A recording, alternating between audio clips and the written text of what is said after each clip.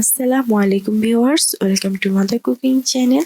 আজকে আমি আপনাদেরকে রান্না করে দেখাবো মাছ দিয়ে লাল শাকের ঝোল। আপনারা চাইলে লাল শাকের জায়গায় পুঁই শাক, লাউ শাক অথবা পালং শাকও ব্যবহার করতে পারেন। তবে যেটাই ব্যবহার করেন না কেন খেতে কিন্তু ভীষণ ভালো লাগবে। আর মাছ দিয়ে এই শাকগুলো রান্না করলে এই শাকগুলো খেতে কিন্তু খুবই টেস্টি হয়। চলুন তাহলে রেসিপিটা দেখে নেওয়া যাক। প্রথমে আমি চুলার উপর একটি কড়াই বসিয়ে দিব, তারপর চুলাটি অন করে চুলার আঁচ মিডিয়ামে রাখবো। দিয়ে দিচ্ছি সয়াবিন তেল 1/4 কাপ, দিয়ে দিচ্ছি পেঁয়াজ কুচি 1/4 কাপ, দিয়ে দিচ্ছি কাঁচামরিচ 3টি। আর এই কাঁচামরিচগুলোকে আমি মাছ বরাবর কেটে নিয়েছি। যেহেতু আমি এই শাকের তরকারিটিতে কোনো প্রকার ঝাল রাখবো না, তাই আমি এখানে 3টি কাঁচামরিচ ব্যবহার করেছি। যারা ঝাল খেতে চান তারা কাঁচামরিচের পরিমাণটা একটু বাড়িয়ে দিতে পারেন।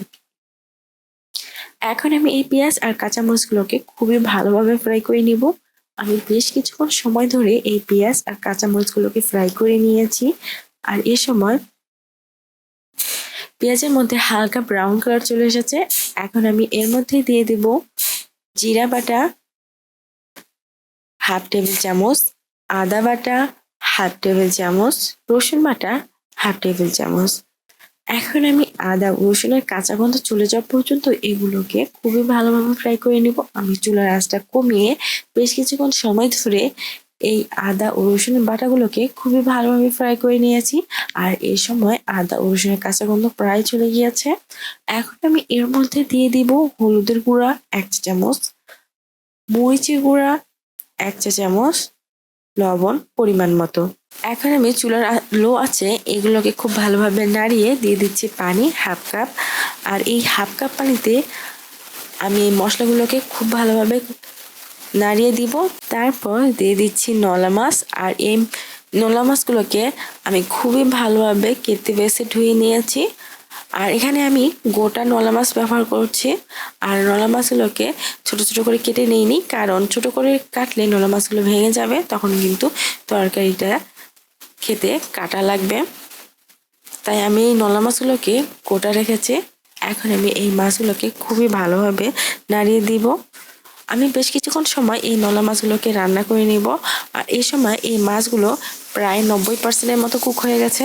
এখন আমি এই মাছগুলোকে উঠিয়ে নিব। এরকম একটা পিরিচের মধ্যে আমি এই মাছগুলোকে উঠিয়ে নিচ্ছি। এখন আমি কড়াই থাকা অবশিষ্ট গ্রেভিটার মধ্যে দিয়ে দিব লাল শাক। আমি এই লাল শাকগুলোকে খুবই ভালোভাবে বেছে ধুয়ে এইরকম ছোট ছোট করে কেটে নিয়েছি। এখন আমি এই শাকগুলোকে খুবই ভালোভাবে নাড়িয়ে দিব। তারপর কড়াইয়ের ঢাকনা লাগিয়ে দিচ্ছি। কড়াইয়ের ঢাকনা লাগিয়ে আমি এই লাল শাকগুলোকে প্রায় 4 থেকে 5 মিনিটের মতো সময় কুক করে নিয়েছি।